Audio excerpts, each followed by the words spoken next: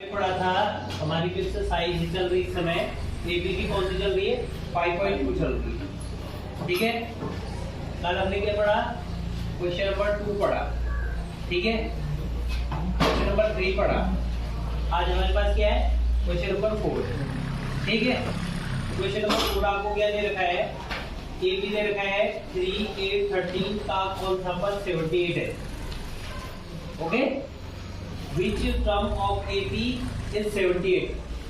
AP is given here, AP दे रखी है। अब इस AP का 78 कौन सा टर्म है, ठीक है, ये हमें निकालना है। समझ रहे हो बात को। अब ना हम क्या करेंगे, देखो, let and this term of AP is 78। हमें पता है कौन सा टर्म है, नहीं पता है, तो हम क्या करेंगे, उसको मान लेंगे। हमने मान लिया है कि माना AP का इन वापस क्या है 78 है। You know, and the term का फॉर्मूला and the term क्या दिखाते हैं हम, an से दिखाते हैं। और and the term का फॉर्मूला क्या लिखा है मैंने, an इक्वल टू 78 लिख लेंगे।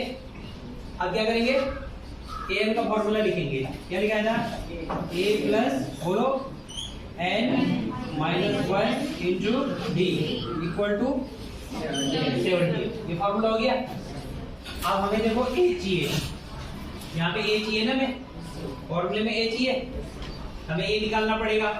हमें यहाँ पे a निकालना चाहिए, हम यहाँ पे a निकाल लेंगे। a इक्वल टू कितना 3, तो क्या हो जाएगा 3। अभी हमें इसमें d चाहिए, d नहीं है हमारे पास, d कैसे निकालेंगे, d इक्वल टू क्या करेंगे, सेकेंड टर्म 8 माइनस 3, ये कितना आ गया हमारे पास 5। अब देखो इसमें हमें फॉर्मूले में रखने के लिए a और d पता चल गया। अब a की जगह हमने लेंगे 3 एंड हमें 5 करना है, और d कितना हो गया 5। ये मल्टीप्लाई का साइन आ जाएगा। इनके बीच कोई साइन नहीं है तो मल्टीप्लाई का साइन, जिनके बीच साइन नहीं होता मल्टीप्लाई का साइन है। तो यहाँ पे हमारे पास देखो 3 plus 5n minus 5 equal to कितना हो गया 70। अब देखो 5n में कुछ नहीं हुआ, 5n अपनी जगह रहेगा। ऐसे नहीं कि 5 और 3 को ऐड करते 8 लिख दिया, गलत हो जाएगा। अब 3 माइनस 5 क्या होता है -2, 78 आ गया इक्वल टू। अब हमें क्या करना है, 5n इक्वल टू 78 अपनी जगह है, -2 को उधर ट्रांसफर करेंगे राइट साइड में, तो क्या हो जाएगा साइन पॉजिटिव। कितना हो गया ये 80 हो गया। n इक्वल टू हमने निकालना है 80 अपॉन क्या हो जाएगा 5। 5 से 80 को डिवाइड करेंगे तो कितना होता है 16, 5 से 80 होता है। हमारा आंसर क्या हो गया, n इक्वल टू 16। ये क्या हो गया हमारे पास आंसर। दैट मीन्स इस AP का 16 टर्म क्या है 78 है। अगर हम ऐसे ऐसे करके लिखते जाएं तो 78 नंबर पे क्या आएगा, 78 कौन से नंबर पे आएगा 16 नंबर पे। ठीक है, ये हमारे को क्वेश्चन बहुत इंपॉर्टेंट क्वेश्चन है, पेपर में आता है,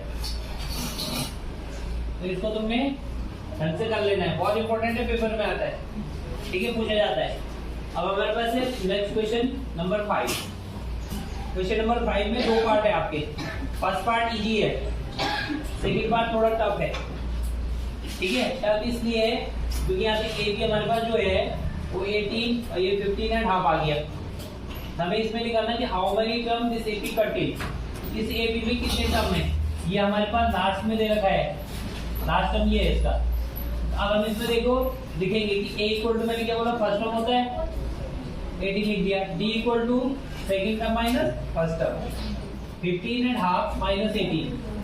तो क्या करते हैं इसको सॉल्व करने के लिए 2 से मल्टीप्लाई करेंगे 15 को, 30 आया, फिर उसमें प्लस 1 कर देंगे, कितना हुआ 31 माइनस 18। अब हमने यहाँ पे क्या करना है, कल बताया था एलसीएम लेना है, ले लिया एलसीएम। ये 31 ऐसे रहेगा और इस 2 को मल्टीप्लाई क्या हो जाएगा 18 में, तो 18 टू कितना होता है 36, तो ये कितना हो गया -5/2। कितना हो गया -5/2 हो गया। तो हमें किसकी वैल्यू पता चली है, d की। किसकी वैल्यू निकाली हमने, d। अगर d की वैल्यू देखनी होगी तो देखना पड़ेगा कि d बराबर लास्ट में आंसर क्या है हमारा। d इक्वल टू कितना है -5/2। an equal to -47। अब देखो सेम क्वेश्चन हो गया, इसमें भी तो an इक्वल टू 78 था, -47 क्वेश्चन वैसे ही है और थोड़ा फ्रैक्शन फॉर्म में आएगा, थोड़ा समझ लो इसको कि कैसे सॉल्व होगा।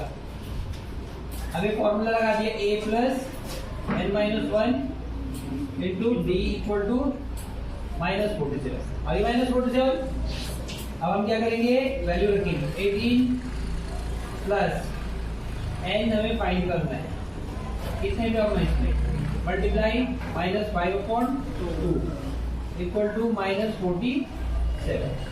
अब देखो ये कैसे सॉल्व होगा। सिंपल से सॉल्व करने का तरीका हम एलसीएम ले लेंगे। क्या ले लेंगे, ये -47 यहाँ से लेंगे, एलसीएम ले लिया।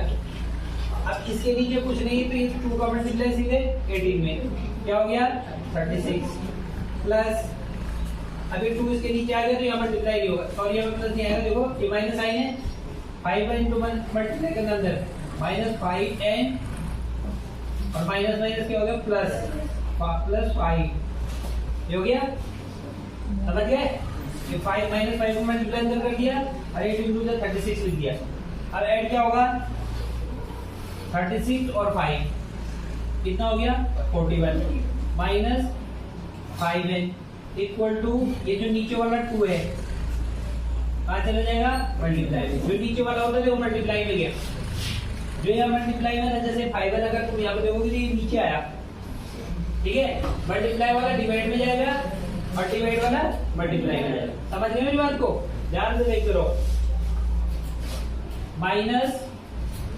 -5n हमें ऐसे छोड़ देंगे, इसको मल्टीप्लाई करके कितना हो गया 94 हो गया 94।